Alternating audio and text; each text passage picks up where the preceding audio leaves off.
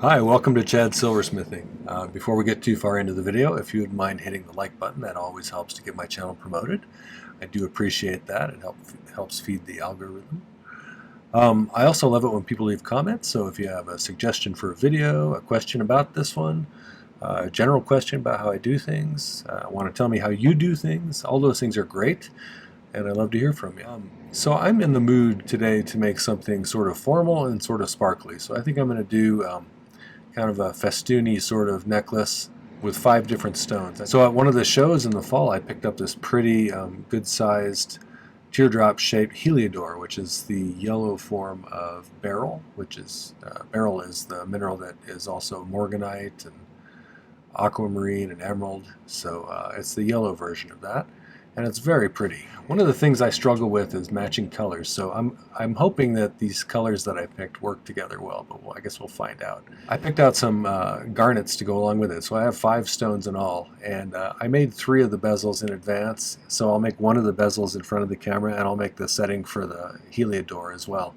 But then we'll kind of figure out a way to put them all together into a nice kind of formal looking necklace, and we'll see how it goes. Before we get started on the project though, I wanted to thank some groups of people. First off, my patrons. I have a new one, Daniel I. Thank you for signing up. I appreciate your support, and I really do appreciate the support of all my other patrons too. They are a wonderful group, and I really like having them as my kind of silversmithing family, so thanks for that. The other group is my YouTube subscribers, and we just passed 16,400 if I remember correctly.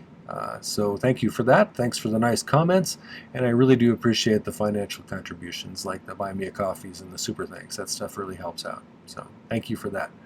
All right, well, let's get started on this project. This is one of my design idea books that you can get on my merch store. The recent ones I've started to put some charts that have some valuable information on them on the back. So in addition to being a valuable tool for keeping track of your projects and having a nice place to sketch up some ideas, it has these useful charts on the back. This one is fractions of an inch to decimals to millimeters. I have one ready for when I run out of the space in this one that has the American wire gauge that converts to millimeters too, which I think a lot of people would find useful. I think it's nice to be able to go back and look at the projects that I've done in the past and have a record of them, because I never used to do that, and I don't even remember everything that I made way back when. So, alright, so I'll show you some of the stuff I've done here. Here's this pretty heliodor. It's a nice real glassy citrine color, you know. So that's what I like about beryl, is it's kind of glassy looking. I'm not sure what causes that, some optical characteristic, but that's going to go right there. I have these guys. So I've got this little garnet here, which is 6x8. This little garnet here, which is a 5x7, if I remember right, or thereabouts, somewhere in that range. The big ones are going to go right next to these, next to the heliodor, and the small ones will go right here. So I initially was going to make it a single piece, but my wife suggested we add some movement in there, so I think I'm going to make this a piece, this a piece, and this a piece, and we'll have some connection here. I haven't quite decided how I'm going to do that. I'm also up in the air about what I'm going to put above it, if anything. I thought about kind of mirroring this shape like that when I was playing with that. I think that might look cool, but it might be a little bit overwhelming unless I made it smaller. I could let's just imagine this isn't a bezel, but just like a disc, and it's oval. I think I might do that where I dome it a little to get some reflectivity off of it. That might be nice to use a little piece of 18 gauge, but anyway, to start with, we're going to do a bezel for one of these stones. This is what we'll be making, is a bezel like this with a step in it. And I do step bezels by putting rings of round wire that I just stack on top of each other and solder in. The bezel we're going to use for this is relatively thin. It's 26 or 28 gauge, which is 0.33 millimeters, and I'm going to use tall bezel because I want to have plenty of room to build that step and then file it down to where I want it to be. So It's 3/16 inch tall, which is 4.76 millimeters, if I recall correctly. So let's get a little bit of this flattened out. File the end. Answer some commonly asked questions while I'm doing this. I use hard silver sheet solder for most things, and I use a liquid flux that I dribble on with a dribbly bottle, a dropper bottle. My torch is a Silversmith model, which is their acetylene air torch, and I really like it. It's a good torch for this. And I usually use a #1 tip most times. I get asked that pretty frequently too. Alright, so let's shape this a little bit.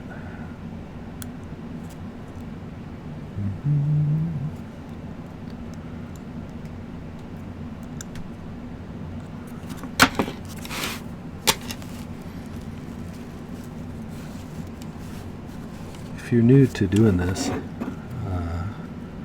I probably wouldn't make, my early bezels for faceted stones. I would do some regular cabochons first,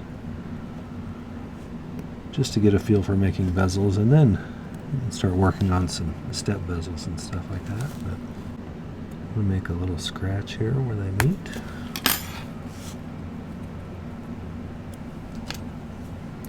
But I have tons of videos showing how to do regular bezels too, so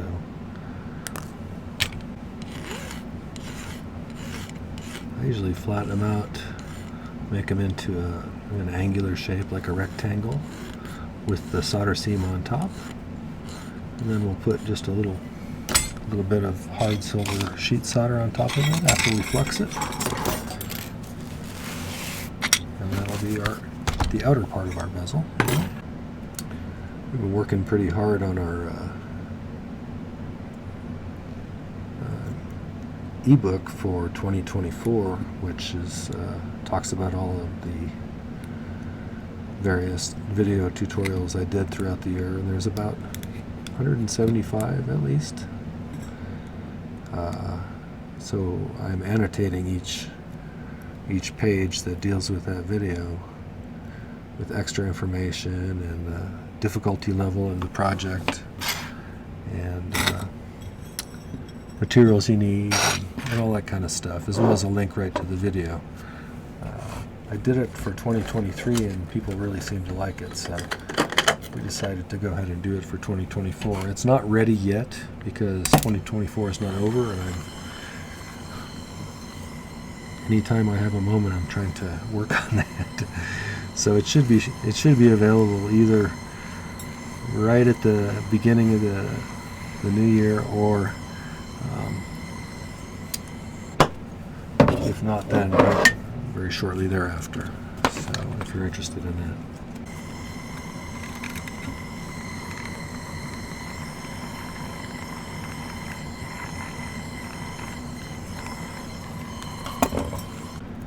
Just going to reshape this quickly.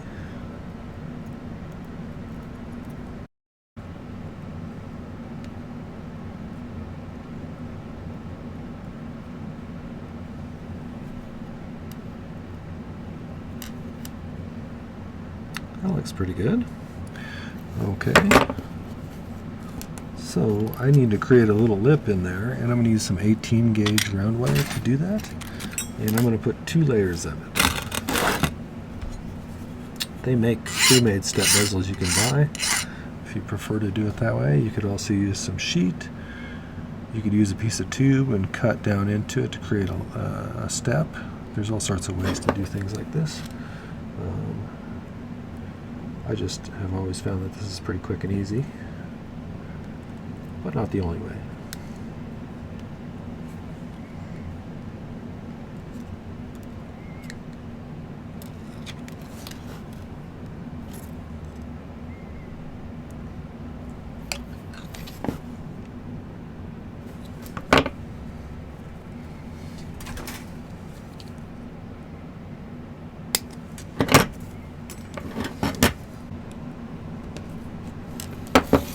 I like to cut these just slightly too big and then snip out pieces until they fit perfectly. That way I never have a gap in the bottom where they come together. Nobody wants an embarrassing gap in their bottom of their bezel. What would people say? That's pretty good. You also, when you're doing these, you want to make sure that they're flat in this dimension. If you have a wobble or a curve, it's going to make it so your stone won't sit on there flat. And then you'll have to be embarrassed about your wobbly stone. Nobody wants that either. Okay, so let's make a second one of those rings. Still shaped a little wonky, so see if I can de-wonkify it. Is that a word? De-wonkifying?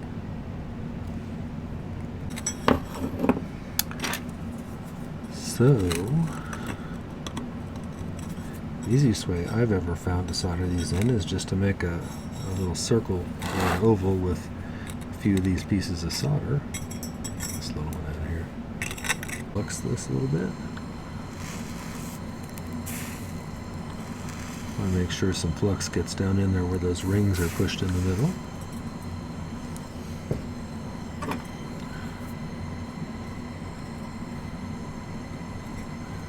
And I did make sure that both rings are pushed down nicely before I did this. Sometimes you'll have one that rides up a little bit on the side, and then you have a non-flat platform again for your stone to rest on, and that's not ideal.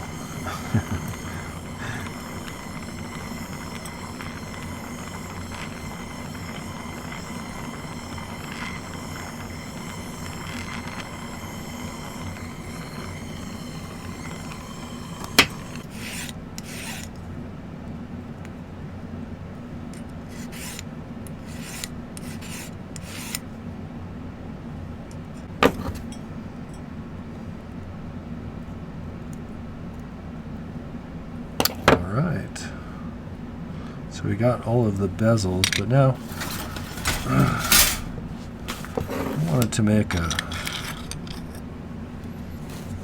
kind of a basic prong setting here with 4 prongs kind of positioned where I have them, and then we'll do it on top of a piece of, I think, let's see, I may need to lift it up a little bit. This is a super deep stone, so maybe I need to use something a little bit taller than that.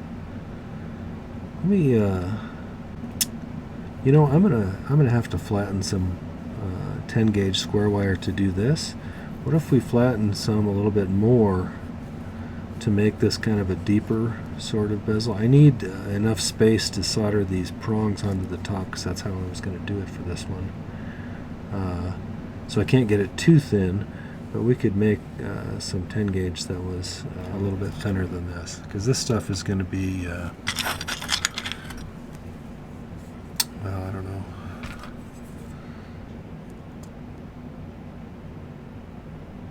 You know, slightly under 2 millimeters that way.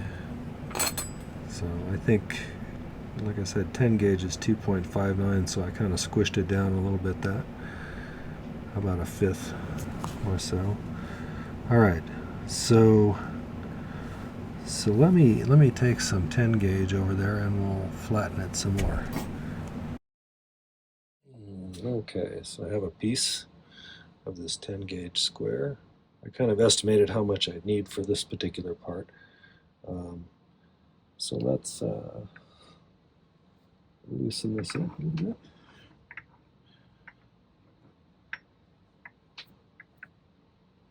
Dumb it down a skosh.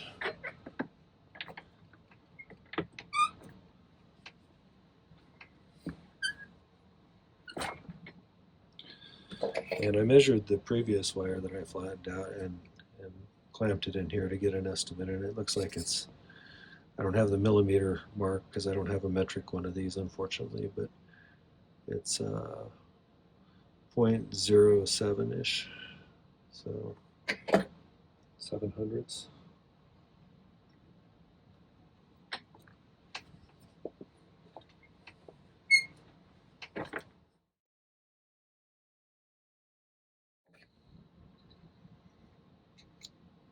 That's pretty close.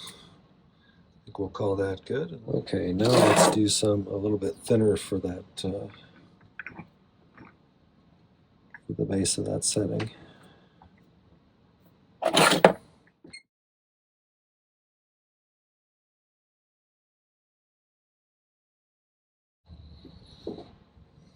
That looks about right to me.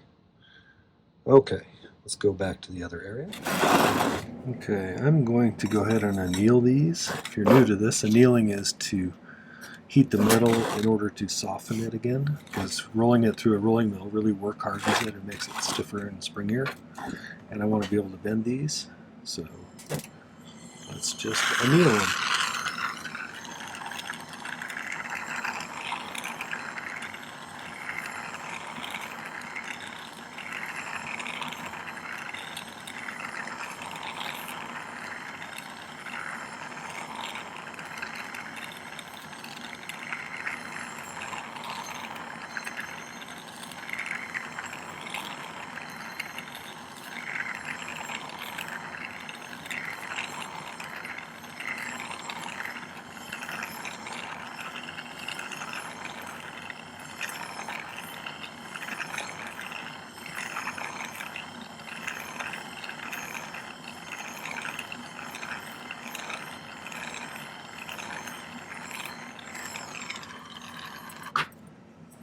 Let those cool off for a few minutes before I quench them the rest of the way.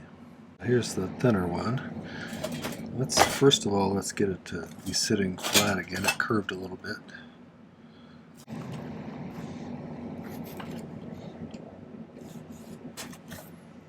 It's pretty straight.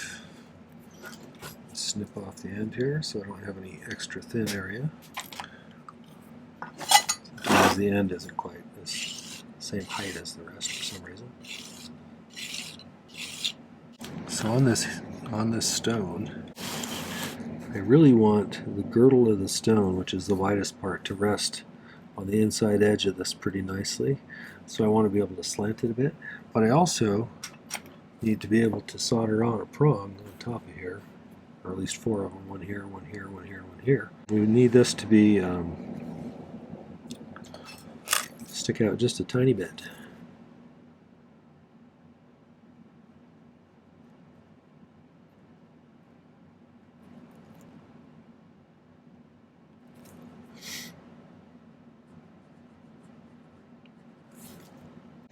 So let's just kind of like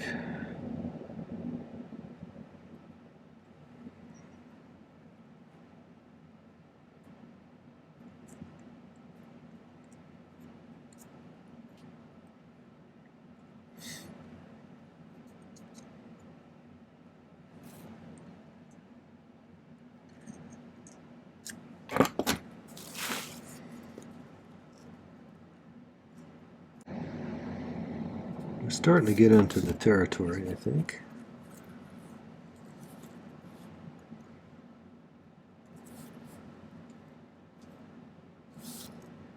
Just a little bit tighter, maybe.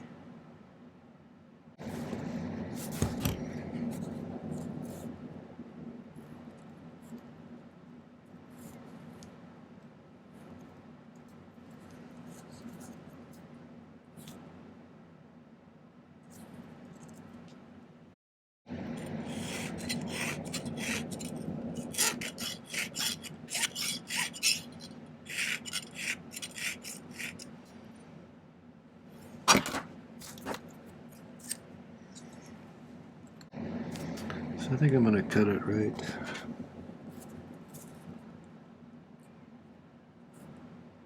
about there, and I may file it down a little bit more. We'll see.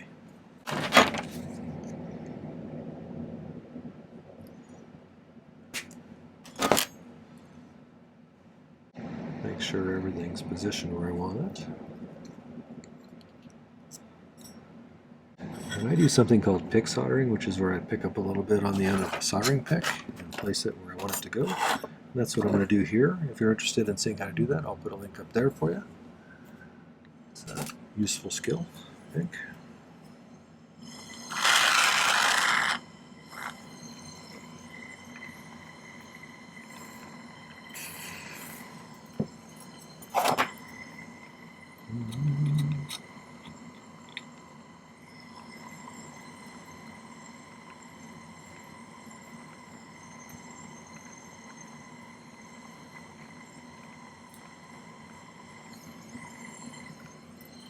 I think we can make that work. Do a little bit of shaping.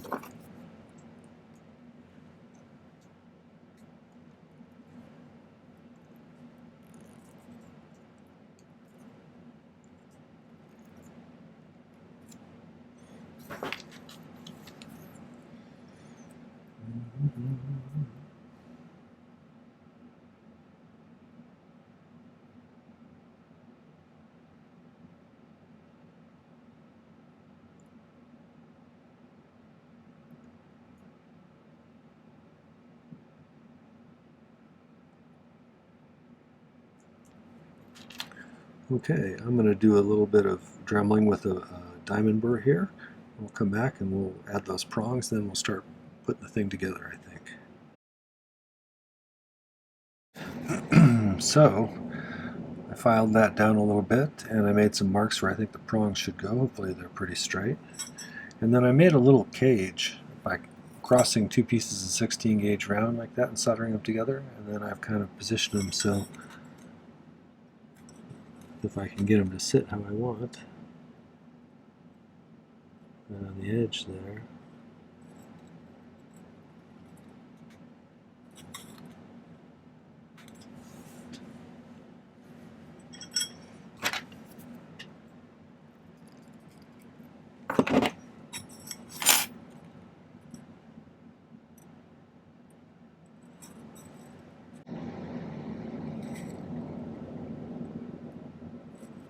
Well, let's give it a solder and see if we can get it on there.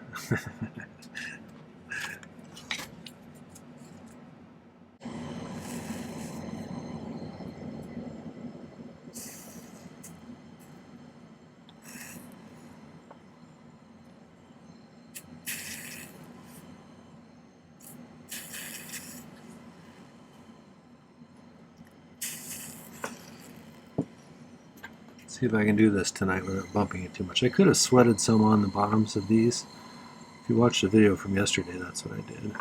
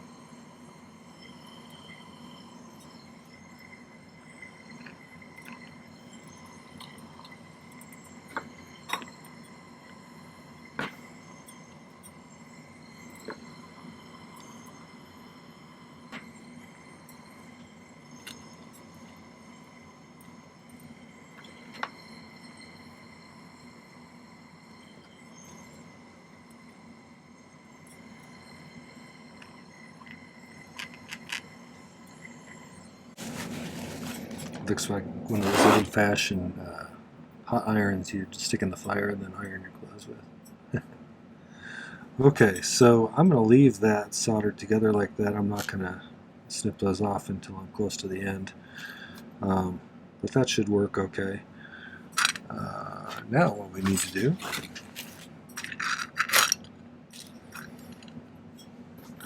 so we got this. Got this. Here's the other one. The little one. Little one. And where did that one go? I had one of these. I kind of went with that shape, like that for that one. So I'm going to duplicate that for this one over here, or at least as close as I can. And then we'll solder on a, I think something out of 12 gauge square maybe. at an angle so those can be attached as well. We'll make this out of the same stuff here, and then we'll go from there.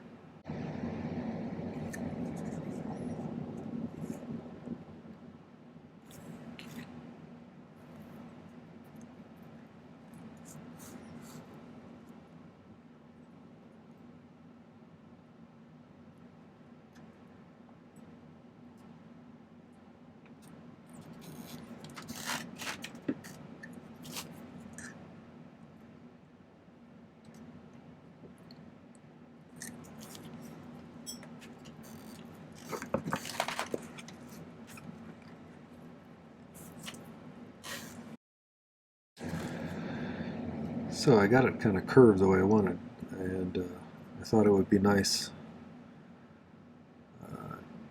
and easier to see the marks that I scratch in here when I lay this down if I put some marker on there. That way when I scratch through there, I'll be able to see it.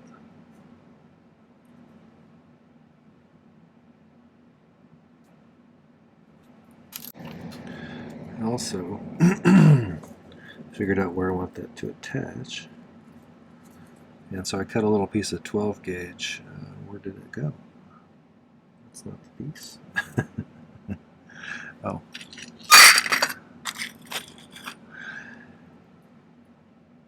I filed a little piece of 12 gauge square,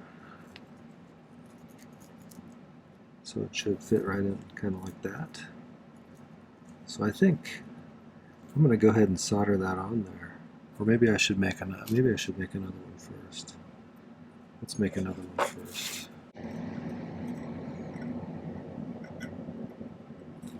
Let's do that one right there. Should solder the big one down here.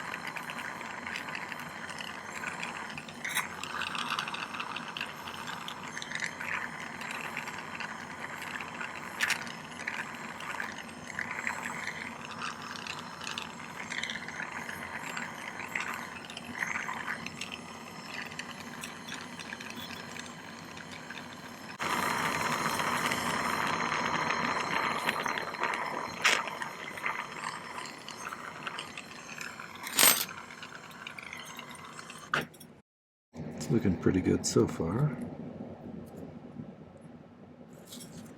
So let me file this, and then I'm going to use my rotary tool to slightly curve it. We'll solder that other one.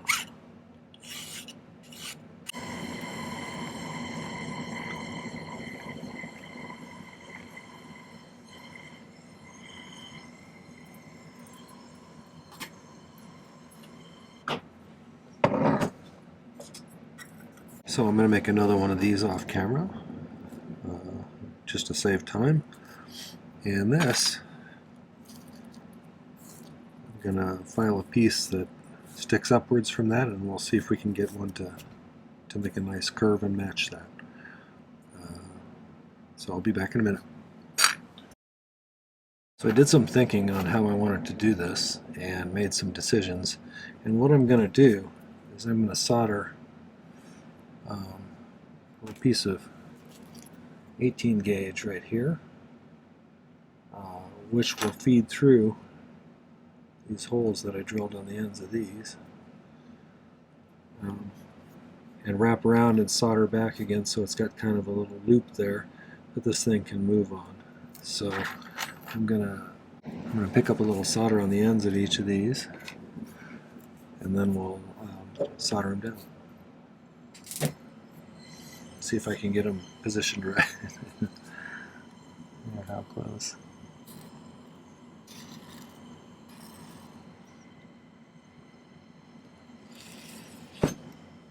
This is also presupposing I can find my tweezers.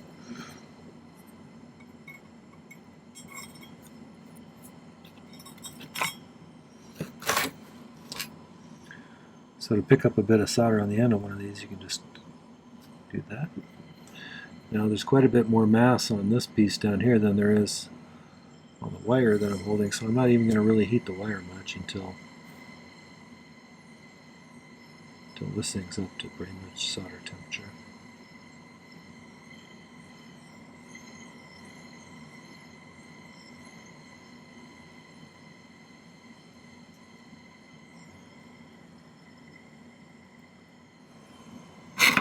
First, let's make sure we got a good solid connection. Seems like we do.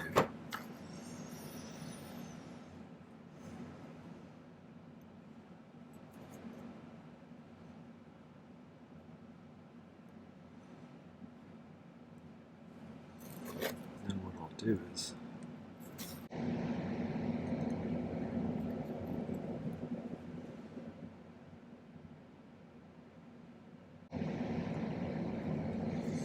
so if you do it kind of like that, cut it off about right there.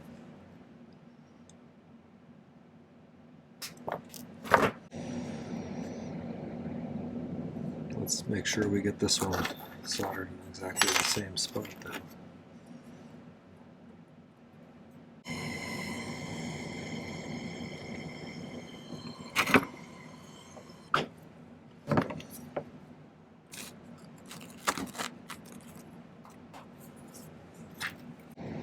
Looks pretty good. Let's see what happens when we do this.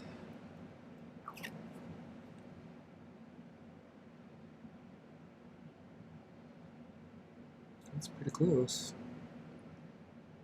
I'm going to get those nice and positioned nicely.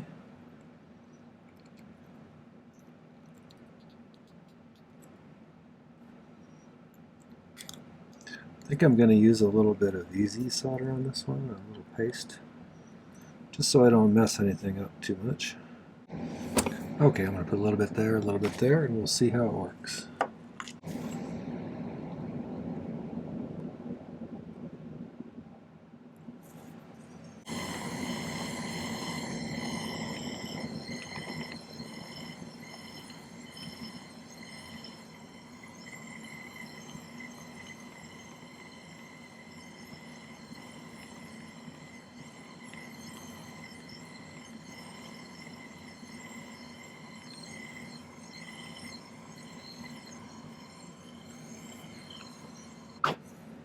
Be interesting to see how this lays once I do hook it up to a chain. I think it'll be pretty. I got some of this old antique silver chain that's 3 loops all hooked together that doesn't tangle as much as some, and I'll put a little 20 gauge jump ring on the end and add some findings on the top, and we'll have a nice looking piece, I think, once we get those stones set. So I'll get that in the pickle and we'll come back and finish it up.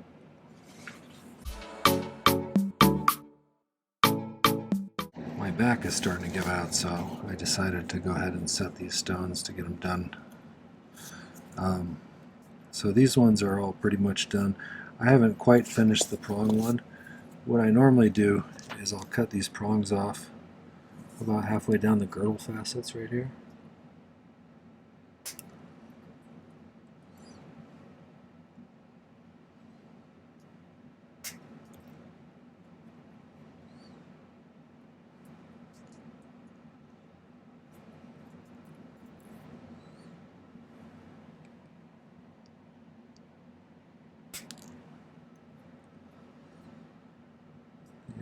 Cut that one close enough. And,